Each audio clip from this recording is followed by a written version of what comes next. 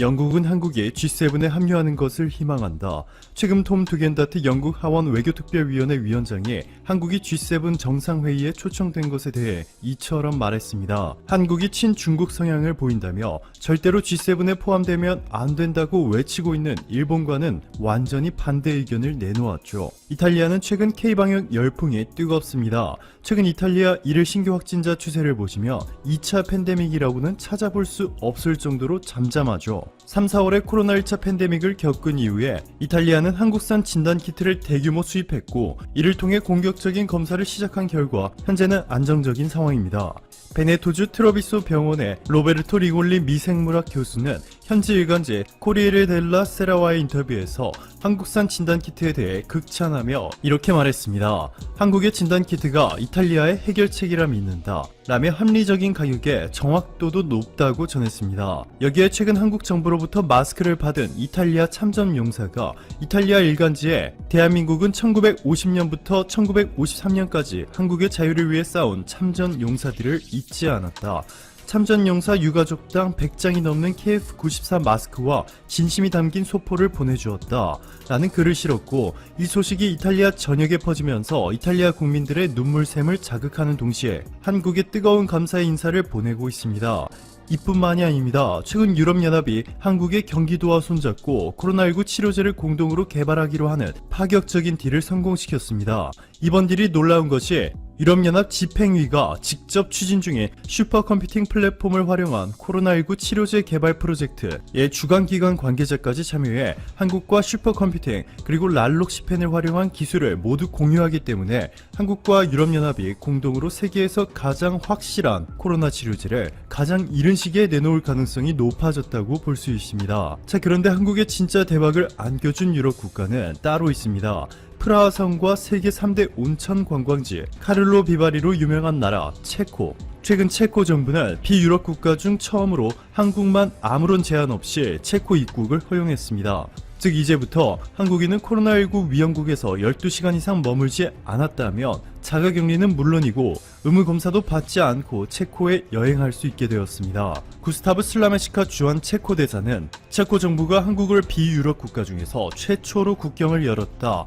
이는 매우 상징적인 의미를 지녔다. 체코는 한국의 코로나19 대응에 상당히 성공적이었다고 생각하고 깊은 신뢰를 반영했다. 체코인들은 한국의 국경을 개방했을 뿐만 아니라 마음을 열고 한국인을 오랜 친구로서 맞이할 준비가 됐다. 라고 전했습니다. 체코의 선물은 여기서 끝나지 않습니다. 코로나19 피해가 비교적 적었던 체코가 최근 사업비만 8조 원이 들어가는 대규모 원전 사업을 강행하겠다고 밝혔는데요. 이를 한국에 줄 가능성이 높을 것이라 점쳐지고 있습니다. 한국수력원자력은 한국전력기술, 한전연료, 두산중공업, 그리고 대우건설과 함께 팀코리아를 만들어 체코와 협상을 시작했는데요. 그동안 한국이 국내와 아랍에미리트에서 얼마나 성공적으로 원전 사업들을 해냈는지를 소개하며 EPC 턴키 모델을 제시했고 체코 측은 이미 이를 받아들였습니다. 한수호는 지난해 체코 산업부 장관을 만났고 한국형 원전의 경제성과 안정성 그리고 아랍에미리트의 지은 바라카 원전 사업의 성공 사례를 설명했다. 현재 체코가 가장 선호하는 곳은 한국이다 전했습니다. 한국의 영향력이 얼마나 막강해지고 있는지, 국제사회에서 한국의 역할 비중이 얼마나 커지고 있는지를 실감할 수 있습니다. 심지어는 그동안 미국이 한국보다 코로나19에 잘 대응하고 있다라고 외치며 그렇게 고집을 부리던 미국도 최근 한국을 대하는 태도를 완전히 바꾸기 시작했죠. 최근 미국에서 코로나19 신규 확진자 추세를 보시면 1차 팬데믹 때보다 2배 이상 많은 7만 명씩을 기록하고 있습니다. 누적 확진자 수는 360만 명을 넘어서며 너무나 무서운 속도로 확산이 진행되자 결국 미국 내부에서도 한국의 도움을 요청해야 한다는 목소리가 쇄도하기 시작했습니다. 세계적인 경제학 석학으로 꼽히는 미국 콜롬비아대의 제프리 sak스 교수는 뉴스원 미래포럼에서 한국이 검사 관련 경험과 온라인을 적용한 경험을 공유해 코로나19를 통제할 수 있음을 깨닫게 해달라. 유엔도 한국의 이러한 지식이 전 세계로 확산하기를 간절히 바라고 있다. 다음에 K방역뿐만 아니라 한국의 녹색 성장 전략도 세계에 전파해야 한다. 한국은 재생에너지, 전기차, 5G 기술을 바탕으로 신기술 강국이자 리더가 될 것이다 전했습니다. 또한 삭스 교수는 이렇게 말했습니다. 한국에 비해 미국은 통제가 불가능할 정도로 코로나19의 상황이 심각하다. 주 차원에서의 대처만 있지 연방 차원의 대처가 없다. 트럼프 대통령의 감염병 대응에 완전히 무능하다. 대신 한국이 글로벌 협약을 통해 코로나19 대유행을 극복하고 국가 간 이견을 조율하는 데 중심이 되어달라. 또 중국 문제 이런 국제정세 많이 해드렸었는데 신인군이 군사TV가 생긴 이후로 이 군사 분야, 무기체계 분야 이런 것들 이제 군사TV에서 주로 하느라고 그랬어요. 그런데 오늘은 또 특별히 우리 신인군이 국방TV에서 무기체계 한번 해드리겠는데요. 이 무기체계 정말 우리 한국의 F-16 전투기 엄청나게 많이 있지 않습니까? 한 170대 정도 있는데 그 F-16들이 아주 강하게 변하겠습니다. F-16 이제 한 개 비행단으로 북전역을 초토화할 수 있게 됩니다. 신무기가 개발되어 있고 새로운 시스템이 개발되는데 F-16이 엄청난 능력으로 업그레이드 됩니다. 보시겠습니다. 미 공군이 그레이 울프 미사일 탑재한 것을 실험한 것을 공개를 했는데요. 그레이 울프 회색 늑대, 뭐가 회색 늑대냐? 바로 이놈입니다. 여기 지금 날개에 붙어 있는 이 크지 않은 미사일, 이게 그레이 울프예요. 자, 이게 뭐냐? 7월 14일 날 미 공군 물자 사령부가 보도 자료를 냈는데 에드워드 공군기지에 주둔하는 제416 비행 시험전대 소속의 F-16C 전투기가 그레이 울프 순항 미사일 장착 비행 실험을 9일 실시했다라고 7월 14일 날 보도를 했어요. 자, 이 그레이 울프라는 미사일을 장착하고 비행하는 테스트를 했고 이제 그 다음 단계는 바로 이 그레이 울프를 발사하는 실험을 한답니다. 바로 이번 여름에요. 자, 그런데 그러면 이 그레이 울프가 뭐냐를 한번 봐야 되겠죠. 자, 별 볼 일 없어 보이는 이 작은 미사일의 정체, 그레이 울프는 바로 저가형 순항 미사일이에요. 그냥 순항 미사일이 아니고 저가형 순항 미사일입니다. 이 저가형 순항 미사일 그레이 울프는 미 공군 연구소가 록히드 마틴에 지난 2017년에 발주한 초저가 군집형 순항 미사일입니다. 네트워크, 인공지능으로 군집 통제되는 저가형 미사일을 개발해서 중소형 전술 항공기에도 대량 화력 투사 능력을 부여하기 위해 개발 중인 그런 미사일이에요. 자, 그래서 이제 이걸 개발해가지고 이제 F-16에 진짜로 달고 비행하는 이 훈련을 이제 테스트를 한 겁니다. 이제 곧 나오겠죠. 자, 어떻게 해서 저가형 미사일이 됐나? 참 희한하죠. 자, 이 그레이 울프 그러면은 재원을 한번 보겠는데요. 크기는 2m 안팎입니다. 그리고 유도 방식은 네트워크로 유도하고 AI로 통제를 합니다. 사거리는 무려 463km예요. 정말 길죠.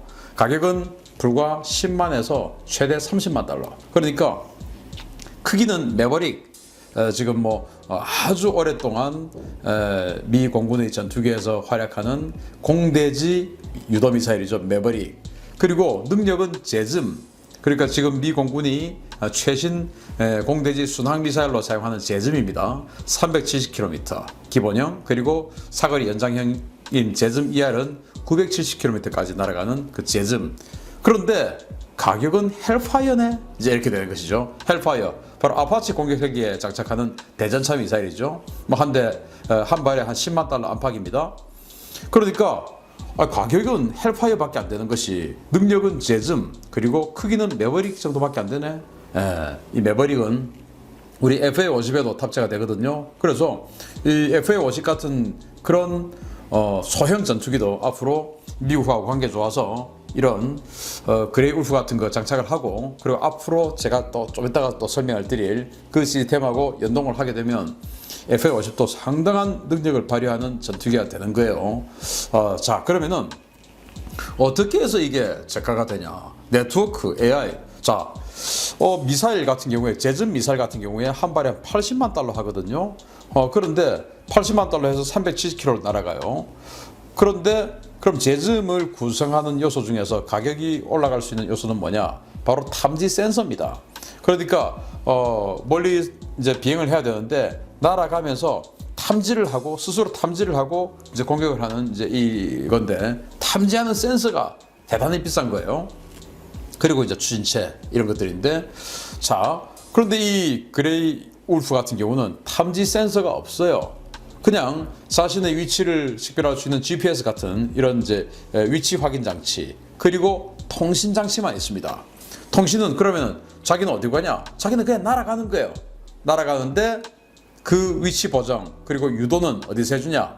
다른 데서 네트워크를 해준다 이겁니다. 그럼 이게 폭탄이지 미사일이냐? 아닙니다. 미사일입니다. 자, 그러면 이 서울 인근에서 쏘면 북한 전역이 사정권에 들어오게 되겠죠. 463km는 날아가니까 F-16 타격 능력의 비약적 향상을 이룰 수가 있게 됩니다.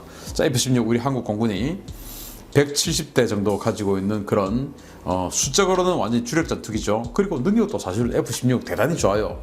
현재까지도 미 공군이 주력으로 쓰는 전투기가 F-16 아닙니까? 지금 주한미군에 있는 2개 비행단, 군산기지에 있는 그 비행단 울프팩이죠. 그리고 이제 오산기지 비행단 둘 다 F-16을 쓰고 있어요. 또 일본 혼슈 미자와 기지에 있는 비행단도 또 F-16을 쓰고 있어요. 그렇듯이 미 7공군, 5공군 할 것 없이 F-16을 쓰고 있어요. 그 정도로 F-16은 아직도 미 공군의 주력 전투기고, 그러다 보니까 미 공군은 이 F-16 같은 중소형 전투기를 활용해서 강력한 타격 능력을 가지는 것을 이제 필요하게 되겠죠. 그래서 지금 이런 거 개발을 하는 거예요. 자, 그러면은 이 F-16 우리 서산의 20전투비행단, 그리고 지금 저 충주의 19전투비행단, 여기에 F-16 전투기 한 80대씩 배치가 되어 있죠. 그리고 이제 군산에 또 울프팩 주한미군하고 같이 또 운영하는 대대 따로 있고 이제 이랬는데, 그러면 이 비행단 하나하나가 정말 무지막지한 타격력을 가지게 돼요. 왜냐? 이 그레이 울프를 F-16 한 대가 무려 4발이나 장착을 한다는 겁니다. 4발. F-16이 사정거리 460km 넘는 공중발사 순항미사일, 그리고 좀 디자인도 스텔시하게 생겼죠. 이걸 4발이나 장착한다? 그러면 예를 들어서 서산기지에 있는 이 KF-16 80대가 떴다. 곱하기 4.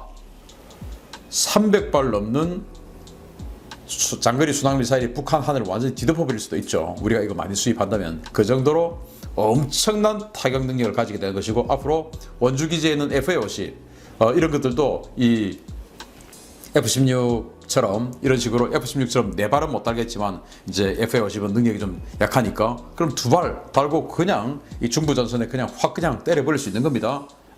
자, 그러면 어떻게 해서 공격하냐? 그레이 울프는 빙산의 일각입니다. 더 엄청난 놈이 옵니다. 진짜가 옵니다. 그 진짜가 뭐냐? 바로 그레이 울프를 운용하는 시스템이에요. 그게 뭐냐? 7월 12일 날 미 공군 연구소가 보도 자료를 냈는데 바로 이겁니다.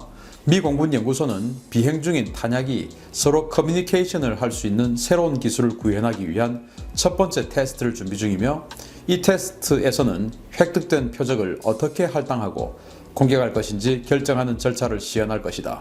골든 호드 프로젝트로 명명된 이 시스템은 단기적으로는 SDB-1 활공 유도폭탄과 소형 항공기용 디코이, 말드 간의 수정된 협업 형태로 구현될 것인데, 이들은 자율 모듈 알고리즘에 의해서 플레이북에 의해 미리 지정된 일련의 옵션 가운데 하나를 선택하는 형태로 제한된 결정을 내릴 수 있다 라고 하는 것이에요. 대단히 어렵게 지금 설명해놨는데 쉽게 설명해 드리겠습니다. 자, 골든 호드, 일단 이름은 뭐냐? 골든 호드 시스템인데, 이 골든 호드는 킵착 항국의 기병이란 말이에요. 킵착 항국. 이 킵착 항국이 뭐냐? 바로 몽골이 이제 이 서쪽으로 원정을 하면서 4개의 항국을 세웠지 않습니까? 오고타이 항국, 차가타이 항국, 킬 항국, 일 항국, 그리고 이제 이 지금의 러시아 지역의 킵차크 항국, 이렇게 해서 이제 4개의 항국을 세웠는데, 러시아 지역에 들어선 항국이 바로 킵차크 항국이다 보니까 이 지금의 유럽 사람들은 이 예전 이 1200년대, 1300년대 이때 킵차크 항국에 대한 어마어마한 공포심을 가지고 있었죠. 그래서